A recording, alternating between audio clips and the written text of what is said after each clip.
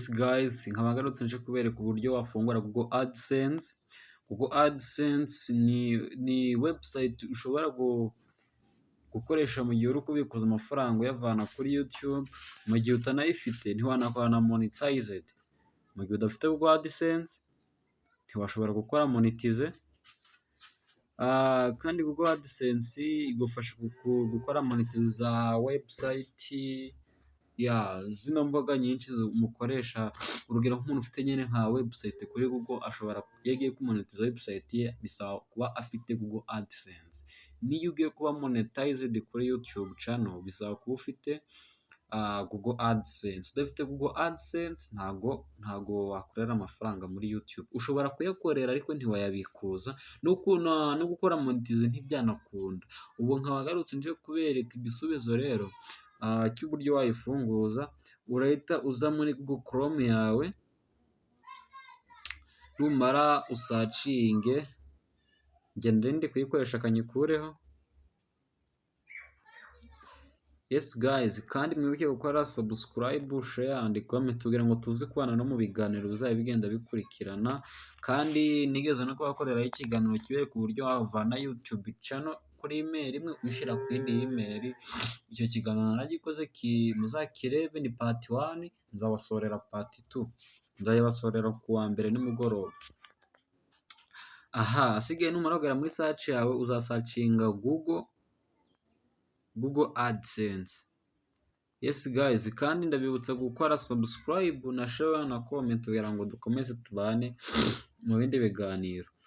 Numara gusacinga Google AdSense, utandika AdSense, wowe uzabona ama option azaza ari menshi.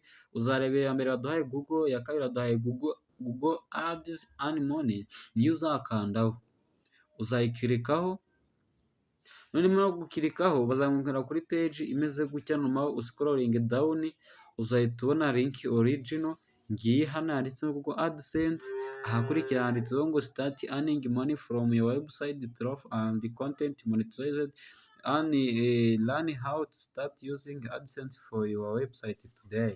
Ikintu uzahita ukora hano, uzahita ukanda kuri, uzahita uhakirika, uzahita ukirikaho, bahita bagwinkana kuri page imeze gutya. Ngo you create, we have yuko nyine hano tugiye gusaba ubufasha bwo gukorera aya mafaranga muri monetized. AdSense make it easy to earn money from your content, whether you are any independent creator or larger company. You are always in control, and Google AI help you maximize earnings. Bivuze ko hano tugiye gukorera amafaranga muri content. Bizaba bisaba ko wamukoreta content azaba yaramaze kwiconnectinga na company ya Google AdSense. Ikintu hano uzahita ukora, uzahita ukanda kuri sign up. Umuntu ukanda sign up, uzategereza bazahita bakuzanira email ufite muri telefone yawe. Izo email uzahita ureba email ugiye gufunguraho Google AdSense, kandi iyo email izasaba yuko ari izaba inafunguyeho YouTube channel. Nubwo itaba inafunguyeho, ariko ibyiza byazaba email ugiye gufunguza Google AdSense ariyo unafiteho YouTube channel. Ngiye naza nkindike kuri yanditseho iya gatatu, niyo ngiye gukirikaho.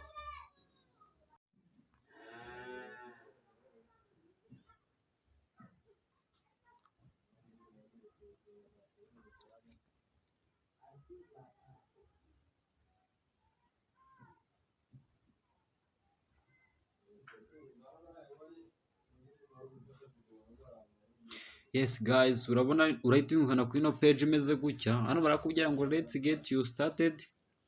Hano barakubaza your site, barakubaza website ukoresha.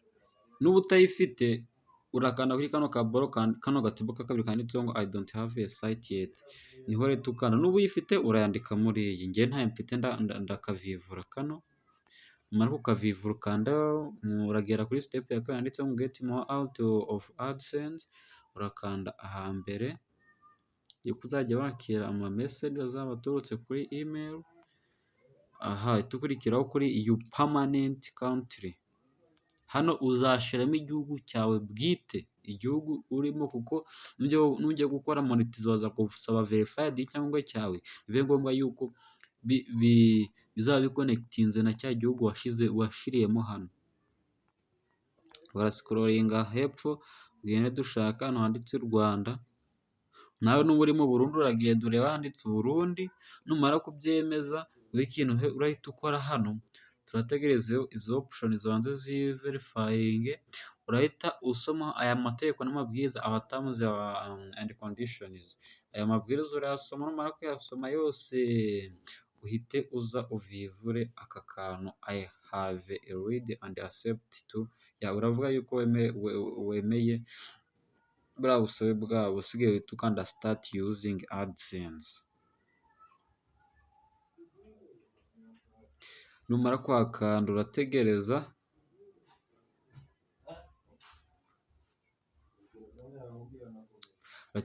yes guys, biraba biterwa na internet waba uri gukoresha.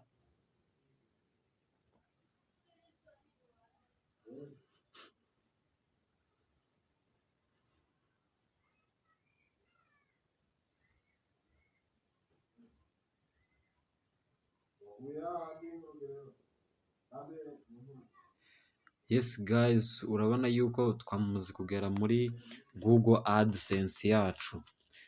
Icyo usabwa hano ni ukuba ufite internet ikora neza, urabona ngewe biracyari kubanza kwiprosesinga. Aha urabona yuko nugera kuri iyi step handitseho ngo let's get you started, hano baraba bagusabye nyine kuri aka gatebo ka mbere kanditseho payment, tell us about you. Hano niho tugiye gusetingira amakuru neza y'aho pini izoherezwa, n'igihugu uzaba uherereyemo na address iyo postal code izaba iherereyemo. Urabona yuko na email basaduhereza notification ivuga yuko ngo Google AdSense, welcome to Google AdSense, let's start. Urabona yuko twamaze kuyinjiramo. Icyo usabwa urahita uza hano handitse ngo enter information, aha niho ugiye gushiriramo enter information yawe, byose nibyo ugiye kuzuzamo. Guys, ukurikire iyi video step by step, kuko nusimbuka ntabwo AdSense urayuzuza nk'ibisabwa.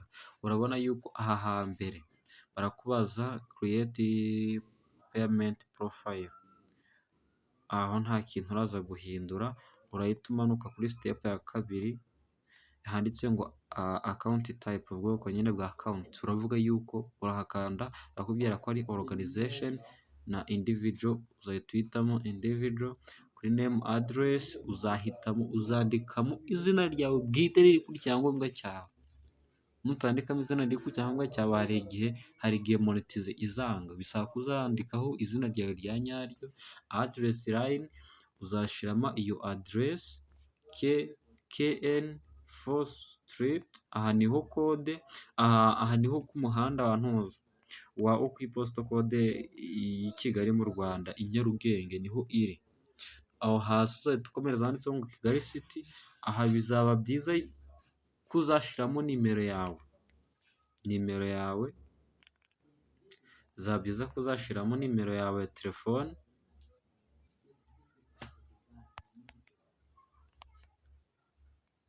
Numara kuyishiramo uzahita ukanda submit. Guys, uzibuke neza ko iriya address nashizemo niho ku iposita code iherereye. Urabona yuko kandi kuri payment we've got your info, urabona ko kabaye ubururu, amakuru twamaze kuyatanga.